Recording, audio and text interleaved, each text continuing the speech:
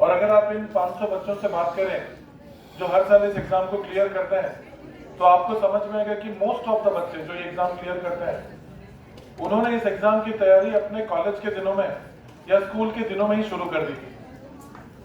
आपके सामने मैं इसलिए खड़ा हूं कि आपको बता पाऊं कि ऐसी क्या बेसिक चीजें हैं जो आप कर सकते हैं जिससे आप भी सिविल सर्विस एग्जाम की तरफ प्रिपरेशन कर पाए। एक बेसिक चीज है इस एग्जाम में कि कॉमन सेंस होना बहुत जरूरी है। जनरली लोग कहते हैं कि कमिटमेंट होना चाहिए, कंसिस्टेंसी होनी चाहिए, आप दिन में 8 घंटे 10 घंटे 15 घंटे बैठ सकते हैं। ये सब कही जाने वाली बात है।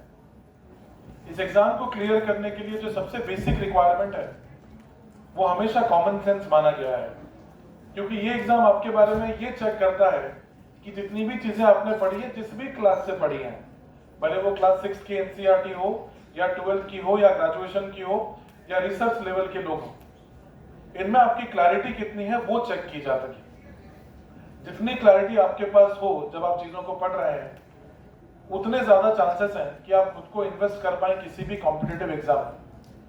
देखिए, जीवन की ये सच्चाई है कि जैसे ही आपका ग्रेजुएशन पूरा होगा, चाहे वो किसी भी स्ट्रीम में हो, आप किसी ना किसी फर्दर एम्प्लॉयमेंट की तरफ या एंगेजमेंट की तरफ देखेंगे। अगर आप इनको प्लान कर पाए अभी से, तो आपके लिए ये बेहतर होगा कि आपका समय वेस्ट नहीं होगा। एक बहुत ही फेमस रशियन प्रोवर्ब है, वो कहता है कि if you fail to plan you plan to fail. मैं आशा करता हूं कि आपको ये समझ में आ रहा है कि अगर आप प्लान नहीं कर पा रहे हैं तो आपको आगे चल के परेशानियों का सामना करना पड़ेगा।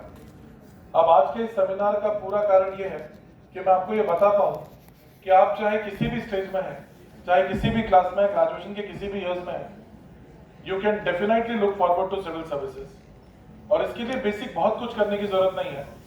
आपको अपने आप को बस अवेयर करना है।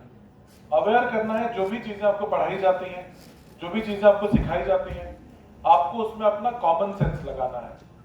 और उस कॉमन सेंस से आपको समझ में आएगा कि हम उन लोगों को ढूंढ रहे हैं जिन लोगों के पास बुद्धि है, यानी कि वो दिमाग लगा पाए जिससे कि हम बेहतर पॉलिसीज बना पाए।